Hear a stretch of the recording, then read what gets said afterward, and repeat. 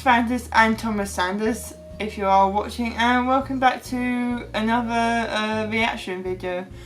Apologies for not getting a reaction video up last weekend. Mainly because I was away, attending something fairly exciting. I might do a bit of a video on it, talking about what happened, because I was originally going to vlog and I then decided against vlogging because of lack of time, and I haven't really returned to YouTube with regular videos quite yet. So I thought yeah, I could possibly film a sit down, talk about sort of vlog thing about what happened. I mean, I might not, it'll be in the end of year video anyway, because why not? But yeah, right, so this particular reaction video is me reacting to Thomas's video that's based on Across the Spider-Verse, which I have watched part of. I haven't watched in its entirety. I need to finish watching it at some point, God knows when, because I am up to my eyeballs with creating artworks currently and life and all sorts. But I thought I'd do a reaction video anyway, because it's a nice way for me to just take a breathe.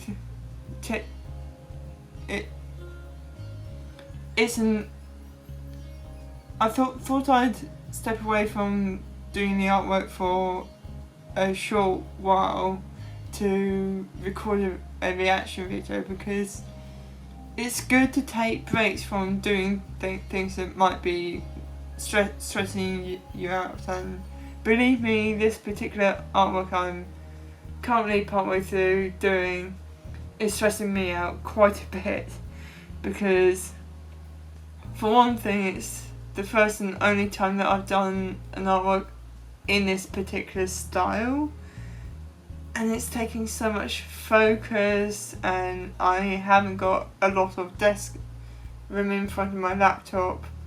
Relating to that might be less of a issue, because I've got some shelving that has arrived that I need to put together. So a lot of the stuff that is currently behind my laptop might actually end up on that shelving, which means I'll have more desk room. till then I'll just have to cope. Anyway, I have rambled enough. I should probably hop straight into the video before this gets too long. Also, apologies for the issue with the previous video. I must have not caught the fact that my SD cards were full up. I need to go through and remove videos and photos and stuff from them. But yeah. Anyways, let's hop into it then, shall we? What is up, everybody? So I just recently watched Across the Spider-Verse, and like the rest of the world, I'm obsessed with it. Obsessed with the characters, obsessed with the story, obsessed with the animation. So of course, I wanted to learn so much more about it, and I'm guessing you did too. Here's a bunch of amazing facts about Across the Spider-Verse you may not know. Across the Spider-Verse was created with work by the most animators ever used in any single film. Over 1,000 animators were brought in to create this movie, including over 240 different characters, with nearly 95 of them having lines. It was the largest animation crew in the history of cinema. The approval from the Comics Code Authority at the beginning of both Spider-Verse movies is the same little logo that used to come on comic books in the 60s to let parents know they were safe for kids to read. The line, "Yeah, I think it's a Banksy," which was first heard in Into the Spider-Verse, can be heard again in Across the Spider-Verse. And this line was a cameo from Post Malone, who sang Sunflower, the huge hit from Into the Spider-Verse. Miles endorsing baby powder was a reference reference to Peter B. Parker mentioning how it makes it easier to get in and out of your suit. As a cosplaying spider suit wearer, can confirm it does help. Spider-Gwen's universe was meant to be styled after Spider-Gwen 2015 and described by directors Lord and Miller as a mood ring, displaying how Gwen was feeling in each frame. The MCU is now pretty much linked to Spider-Verse through the mention of Doctor Strange and that little nerd back on Earth 1999-99. I don't know what this means for the future of Spider-Man, but it's interesting.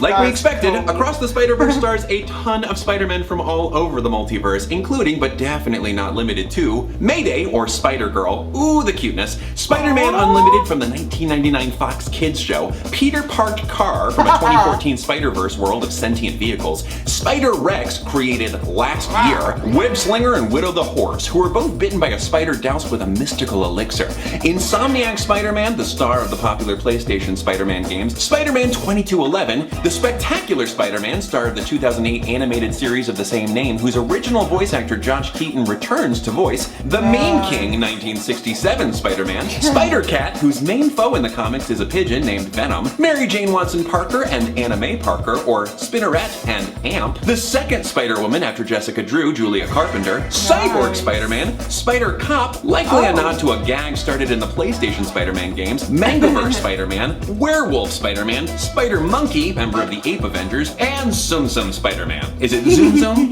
Tsum Tsum? Tsum Tsum? I'm not sure, but he's in there. Irish-Mexican Miguel O'Hara, colloquially known as Spider-Man 2099, is one of the film's main antagonists and an absolute dreamboat. His universe is styled after Sid Mead-style illustrations of what the future might look like. Miguel's attempts at finding a universe where he has a family parallels that of Kingpin's mission in the first movie. I guess Miles' universe is at least lucky that Kingpin failed at that, or it might have suffered the same tragic fate. Was that part of the reason Kingpin failed in the first movie? Because he was trying to alter a canon event? Okay, now we gotta talk about my fave in the movie. My man, Hobart Hobie Brown. In Earth 616, he wasn't a variant of Peter Parker, he was a variant of the Prowler. This is why it was so great that Hobie was the one to put the human form of the Prowler, reprised by Donald Glover, away. But in an alternate timeline, he gets the radioactive spider bite. He's a lot more violent than other Spider-Men. He's killed before. In the comics, he leads the punk rock rebellion against Norman Osborn, who creates Venom, a chemical which causes anyone to obey what their owner says. But Venom's weakness is sound. Thus, the importance of Hobie's awesome electric guitar. Fight that establishment! His particularly unique animation looks like faded band posters with hints of Basquiat and was meant to look like a punk zine. It took 3 years to animate just him. Daniel Kaluuya, the voice actor for Spider-Punk, happened to be born in the Camden Town part of London, one of the birthplaces of punk. Another awesome new character in the movie is Spider-Man India, or Pavitr Prabhakar, and his name sounding like Peter Parker is no coincidence, or his girlfriend, Mira Jane. Instead of a spider bite in his universe, Pavitr meets an ancient yogi who bestows upon him the powers of a spider to battle the evils that are threatening the world. Pavitr's unique motion signatures were inspired by, apologies for pronunciation, Kalaripayattu, one of the oldest known martial arts, some believing to be the mother of martial arts, originating from the Indian state of Kerala over 2,000 years ago. Another new character, Jessica Drew, aka Spider-Woman, is probably one of the first awesome characters I've ever seen kick ass while pregnant, and it seems to pay homage to a fun period of time in Spider-Woman comics where she gets a new costume redesign and has a baby son named Jerry with a former villain, the Porcupine, who we've seen one variation of in She-Hulk. Is the super hot dad she was talking about in the movie the Porcupine? Maybe, we'll see. Hopefully we'll see. Show me the hot dad. We also meet Ben Reilly, aka the Scarlet Spider. Ben is a genetic clone of Peter Parker and was made in order to fight him. Ben, who thought he was the real Peter Parker, finally determined he was a clone and spent 5 years in exile, believing himself to be a worthless clone. But one of the major complaints by comic book readers was that he seemed too whiny and unsure about himself. All this mid-90s style angsty imposter syndrome seems to be be played off of in the movie. The Spot is the main antagonist in the movie, also known as Dr. Jonathan Owen, who, in the comic books, graduated from MIT where he was roommates with Quentin Beck, also known as Mysterio. By the end of the movie, he's animated to be portrayed as some sort of living painting, highlighting his liquid form and empowered state. It is another example of a cool animation style featured in the movie. I was absolutely obsessed with it. There's also a cameo by Sun Spider, a spider person with Ehlers-Danlos syndrome, voiced by comic Danielle Perez. In the comics, she uses a wheelchair and crutches for stability, and even her crutches are equipped with web shooters. Oh, I love clever. it. The Lego Spider-Man sequences featured in the movie were created by a 14-year-old. After the first teaser was released, 14-year-old YouTuber Lego Me, the OG, recreated it entirely, and the filmmakers were so impressed, they hired him to create those sequences to be placed into the movie. Awesome. Absolutely wild, and my biggest dream, obviously. American record producer, record executive, and DJ Metro Boomin loved Into the Spider-Verse so much, he worked with the filmmakers to curate and produce the sequel's musical soundtrack. Additionally, he also got the cameo as Spidey Metro, his own Spider-Sona, with the line, "My bad, everybody, there was somewhere to run." There's some facts about Across the Spider-Verse that fascinated me. I hope you learned something new. There's tons more to learn about Across the Spider-Verse. If you have any other to contribute, please comment down below, because the more I learn about Across the Spider-Verse, the more my heart grows. Thank you all so much for watching and letting me gush about Spider-Verse. Also, if you have any cool Spider-Verse art, please share it with me. I don't mind, whatever it's gonna be. I love these characters to death. Miles, Hobie, I would die for you. And once again, thank you all so much for being the awesome people that you are. If you are interested in any of my previous videos, you can click over here, or if you're new to the channel and would like to subscribe, click down here. That is it, and until next time, take it easy guys, gals, and non-binary pals. Peace out! I'm a nerd, I'm sorry. I'll see myself out. No, so you're not. I really enjoyed watching that. Something that I've become a pretty big fan of the past like year or so is fact videos. I will fairly often have like fact videos or something like Good Mythical Morning, or I don't know, music playing when I'm doing things like cooking or washing up or whatever. But I really enjoyed watching this.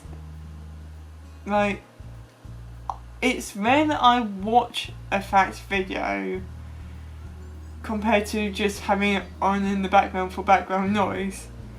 But I really enjoyed that. Like, so many cool things happen in that movie. I remember watching it now, but oh my goodness,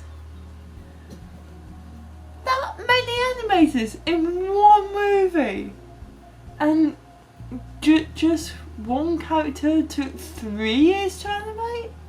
It's no wonder why that movie came out only last year, when the predecessor came out in like, I think it was, oh geez, 2018, 2019.